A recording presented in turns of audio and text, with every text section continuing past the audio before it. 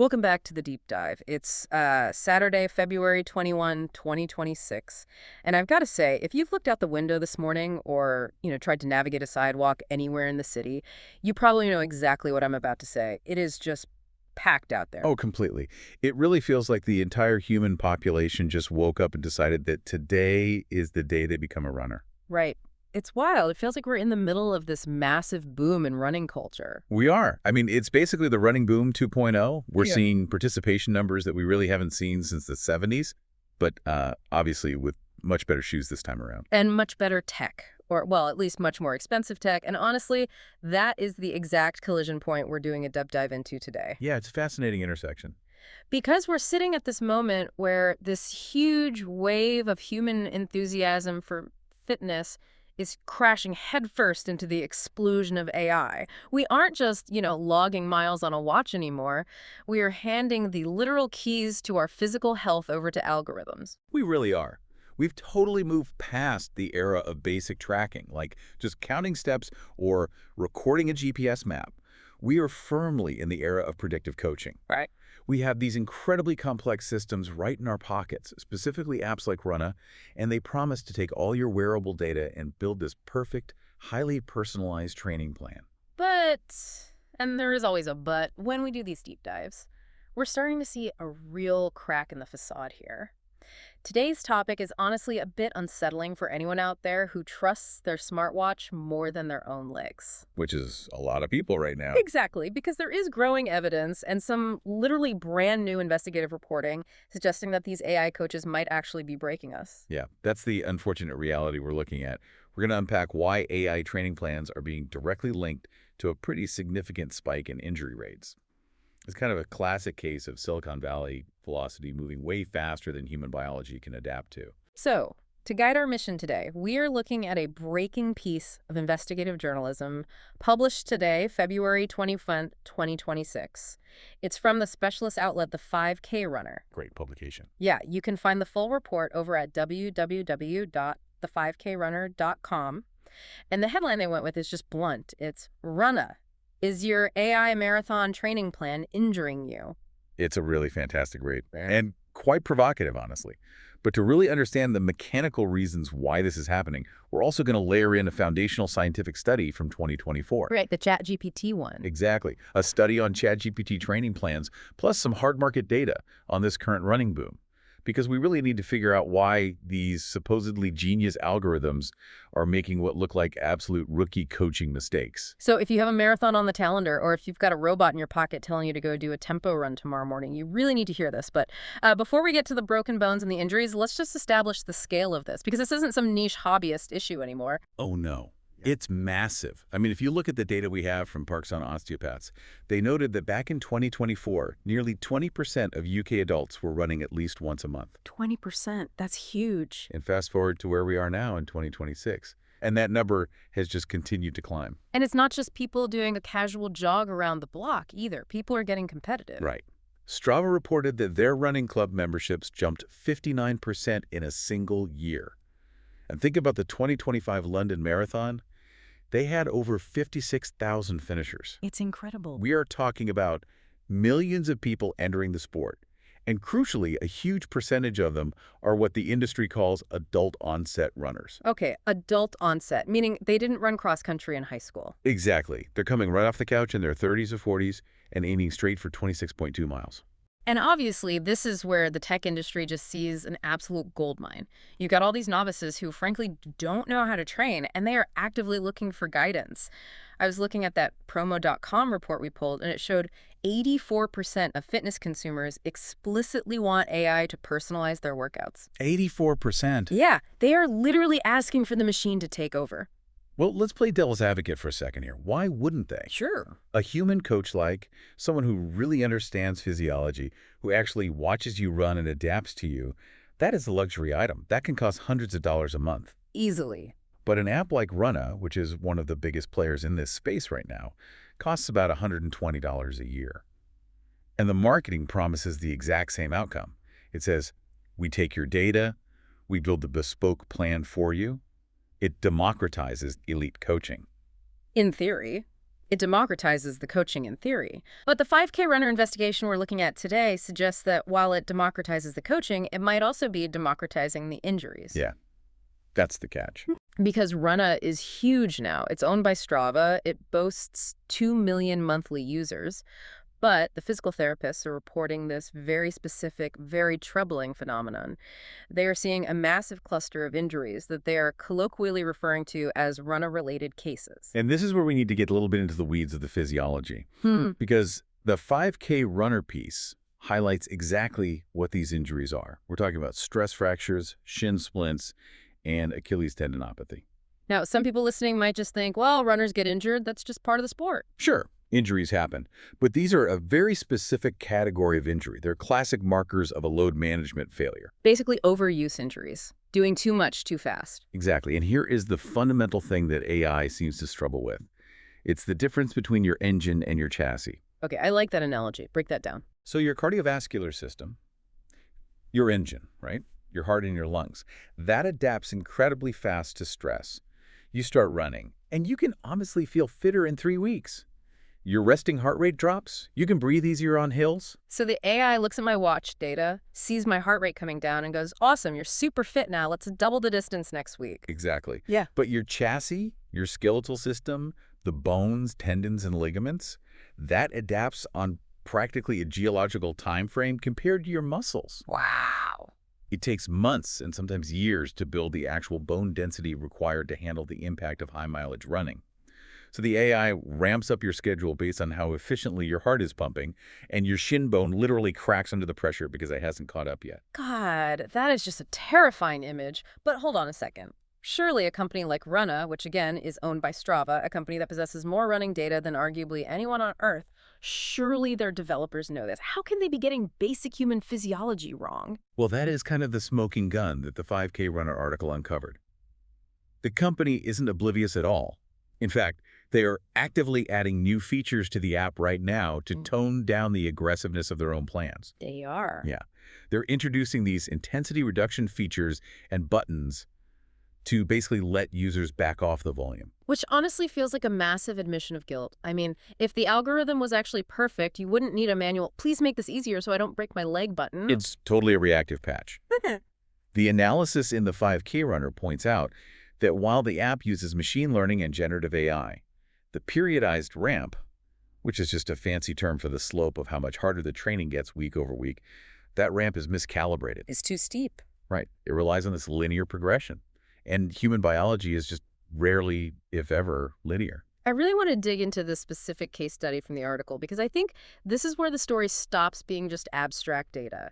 Usually when I hear about people getting hurt by a fitness app, my first instinct is to assume user error. Oh, of course. We all do that. Right. I assume they lied about their weight, or they skipped all their rest days, or they tried to run a marathon in a pair of Crocs. The old garbage in, garbage out assumption. Exactly. But the author of the 5K Runner piece isn't some newbie who didn't read the instruction. Oh, not at all. The author is actually an experienced multi-sport coach. We're talking about someone who has literally trained national champions. He knows his way around a lactate threshold, and he decided to rigorously stress test this AI on himself. And from what I read, he didn't just give it a basic, I want to run far prompt. He gave it the absolute gold standard of data. He inputted a highly detailed multi-page profile. He gave it his complete injury history, his current fitness markers, the exact hours he had available to train. He gave the AI what data scientists would consider a perfect data set. And the result of this perfect data set? He got injured. The AI generated a training plan for a duathlon. Now, duathlons are tricky to begin with because you're balancing the fatigue of running with the fatigue of cycling. Right, lots of cross stress on the legs. Exactly. And the AI just ramped up the intensity way too aggressively across both disciplines simultaneously. Even with perfect data. See, that is the part that genuinely worries me for the average user.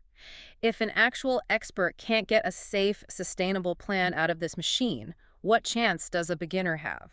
That's the core finding of his whole experiment. The author noted that the structure of the plan felt miscalibrated in a way that a human coach would have spotted by day 3. Just by looking at the schedule. Yeah. A human coach would look at that cumulative load and immediately say, whoa, this is too much, we need a down week. But the AI just kept pushing the numbers up. And as a result, he suffered a minor injury recurrence. So the conclusion from the 5K runner is actually pretty chilling when you zoom out. It essentially asks, if an expert who deeply knows his own body and knows the exercise science still gets hurt by the algorithm, what exactly is happening to the 2 million regular users? It really suggests that we might be sitting on top of a massive iceberg of unreported injuries. But I want to understand why. We keep saying the algorithm is aggressive, but why is it aggressive? I mean, these models have ingested the entire internet. They've read every running manual from Arthur Lydiard to Pete Fitzinger. Why do they struggle so much with the basic concept of don't break the human? To really understand that, Correct. we have to look at the underlying architecture of how these systems work. And there was a really pivotal study published back in 2024 in the Journal of Sports Science and Medicine that breaks this down perfectly. Okay, let's get into it. It was titled, ChatGPT-generated training plans for runners are not rated optimal. Not rated optimal. I love that. That is just the most polite academic way of saying these plans are terrible. Pretty much. But the methodology was fascinating. Yeah. The researchers did something very similar to what our investigative journalists did. They had ChatGPT generate various plans based on different levels of input, so some basic prompts and some highly detailed ones. Right. And then they took those AI plans and blindly showed them to expert human coaches to grade them. What was the specific failure point the coaches found? Was it just that the workouts were too fast? Mostly, it was the progression of volume and intensity. The AI consistently tended to hallucinate a runner who essentially recovers instantly. Yeah. But the most critical finding in that 2024 study, and this is honestly the key to this entire conversation, was the complete lack of a closed feedback loop. Okay, unpack that term for us. What exactly is a closed feedback loop in this context? Think of the thermostat in your house. It doesn't just blindly blast the heat for 5 hours because you set it to 72 degrees. It constantly measures the ambient temperature. Right, checks the room. Exactly. And if it gets too hot, it stops. It reacts to reality. That is a closed loop. A human coaching relationship works exactly the same way. It's a closed loop. You show up to a track session, and the coach actually looks at you. They read your body language? Yeah. They ask, how did you sleep? They notice that you're favoring your left leg slightly. They hear the stress in your voice because you've got a huge deadline at work. And if I tell my human coach I only slept 3 hours last night and I feel awful, he changes the workout on the spot. Exactly. He adapts. The plan is a living, breathing document. But the AI specifically in the current iteration of these fitness apps operates on an open loop. It just blindly executes the code. Right. It prescribes the workout based entirely on the spreadsheet it built weeks ago. It says, today is Tuesday, so you must run 10K. It doesn't know, and currently it just can't know, the subjective quality of your tissue health on that specific Tuesday. Wow. So it lacks empathy. And I don't just mean emotional empathy, like being nice to you, but actual physiological empathy. Precisely. And the 2024 study warned about this explicitly. The researchers concluded that without a human expert's feedback loop, these AI plans are just inherently risky. They lack a safety valve. And now here we are in 2026, and the 5K runner is confirming that this exact theoretical risk is playing out in the real world. With real stress fractures. With real stress fractures. This brings up a really interesting psychological element to all of this, because we've talked a lot about the code and the developers, but we do need to talk about the user. Because the 5K Runner article spends some time discussing this concept of the novice paradox. This is critical because the structural flaw isn't just sitting in the algorithm alone. It's in the interaction between the algorithm and the beginner. AI relies entirely on user input to adjust itself, right? Right. But remember the running boom we talked about earlier, these millions of new users, they are novices. And beginners are notoriously terrible at describing what is actually happening in their own bodies. They are so bad at self-assessment. And I really don't mean that as an insult to anyone. It's just a lack of physical experience. A novice runner often literally cannot tell the difference between good pain and bad pain. Right. Like the difference between DOMS delayed onset muscle soreness, which is totally fine and normal, and the sharp focal point pain of an actual stress reaction in the bone. Exactly. To a beginner, pain is just pain. So the article quotes this really powerful sentiment. The algorithm takes the runner at their word. Oh, that's dangerous. Extremely. Because if a user tells the app, yes, I successfully completed the 8-kilometer run, the AI marks it as a success. It takes that input as a verified data point. capacity confirmed. But what the AI doesn't know is that the user had terrible form the whole time, was popping ibuprofen just to get through the last 2 miles, and had to ice their knees for an hour afterward. Exactly. The AI is blind to the context. So the AI says, great job, you survived. Next week, we bump it up to 10 kilometers. And snap. That is where the injury happens. That's the breaking point. And contrast this with a human professional like even an osteopath, referencing the Parkstone folks from earlier. A human sees you walking into the clinic lobby. A human immediately notices your gait is asymmetrical. They see you wincing. Right. Yeah. A human says, hey, you're visibly limping. We are taking a rest week. Even if magical spreadsheet says it's time to run. It's the stark difference between raw data and actual observation. It really is. And to be fair, Runna is trying to fix this. Like we noted from the 5K runner piece, they introducing these intensity reduction features. But the author of the article makes a really sharp point here that we shouldn't gloss over. This change was forced externally by user complaints. It wasn't anticipated by the AI itself. Wait, okay, that is a huge distinction. You're saying the AI didn't naturally learn to be safer on its own. No. The human developers had to go in and manually put up guardrails because people were getting hurt in the real world. The intelligence part of the artificial intelligence still hasn't figured out biological limits on its own. It's still just maximizing for performance metrics like speed and distance, not for long-term tissue health. That honestly seems like a massive oversight for an industry that's worth billions of dollars. But okay, let's play the optimist for a second.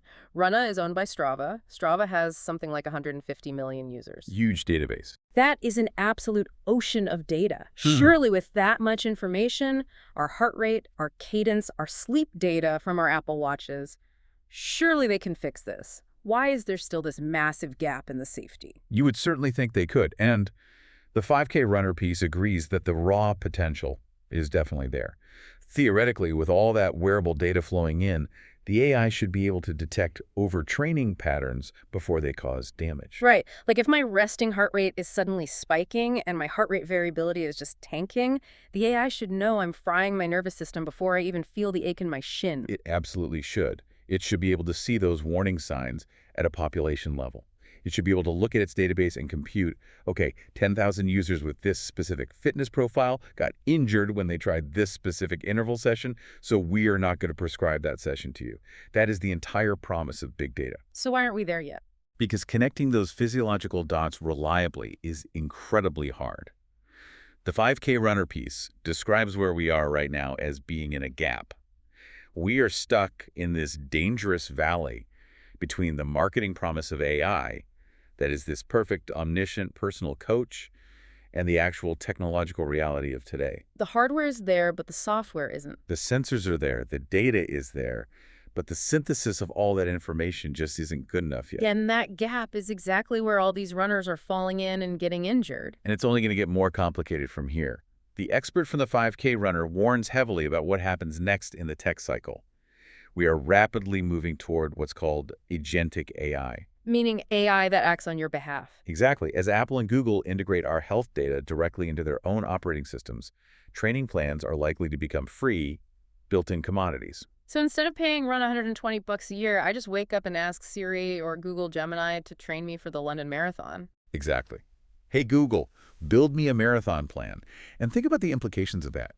If the dedicated specialized running apps like Runna haven't solved the safety and injury issue yet, what happens when tens of millions of people start getting free generic AI plans generated by generalist models that haven't even been fine-tuned for running physiology? Oh, wow. We could see a literal orthopedic epidemic. It's a very real possibility. We could absolutely see a public health issue disguised as a fitness boom. Because if the specialized tools are struggling to keep us safe, the generalized tools are going to be an absolute minefield. This is pretty heavy stuff, but I want to make sure we leave the listener with something practical and actionable, because the reality is people aren't going to stop using these apps. No, the genie's out of the bottle. They are way too convenient and they're affordable. So if someone is listening to this right now while out on a run, hopefully not running too fast, and they are currently following an AI plan, what should they actually do? I think we have to go right back to the advice from the medical professionals at Parkstone Osteopaths. They emphasize two fundamental things: gradual progression and listening to your body. The classics. The classics, because they work. These are non-negotiable principles. It really doesn't matter what the app says you should do today. So if the app says run fast for an hour, but your shin says stop immediately, who wins? The shin wins every single time. You have to treat the AI as a suggestion, not a command. It is just a tool. It's not a master. I think that is the major mental shift we need to make as consumers. We tend to treat these apps like absolute authorities. It's this mindset of, well, the computer calculated it, so it must be scientifically right. Exactly. But until the AI can actually look you in the eye and see that you're exhausted, you have to be your own safety mechanism. You have to actively provide that closed loop we talked about earlier. If you wake up and feel nimble and fresh, go ahead and follow the plan. If you feel absolutely shattered, you have to override the plan. It's just so interesting because going back to that promo.com article, it mentioned that 84% of clients want AI. But maybe what they actually want is just the idea of AI. The fantasy of it. Right. They want the convenience and the low price tag, but they don't fully realize what they are giving up in terms of safety and personalization. There is definitely a massive disconnect there. We all want the results of a dedicated professional coach, but we want it for the price of a Netflix subscription. And physiology simply doesn't work on a subscription model.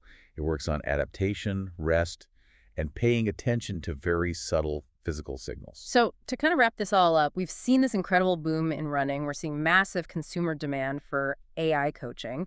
And we've got this deeply alarming data from the 5K Runner investigation showing that these plans are literally breaking people. And we've dug into the science explaining exactly why it's happening. The lack of those human feedback loops, the overly aggressive ramps, and the absolute inability of novices to accurately self-assess their own pain. The main takeaway really seems to be this. AI training plans are undeniably convenient. They are absolutely here to stay. But right now, today, on February 21, 2026, they fundamentally lack the nuance required to keep us safe from ourselves. That's exactly it.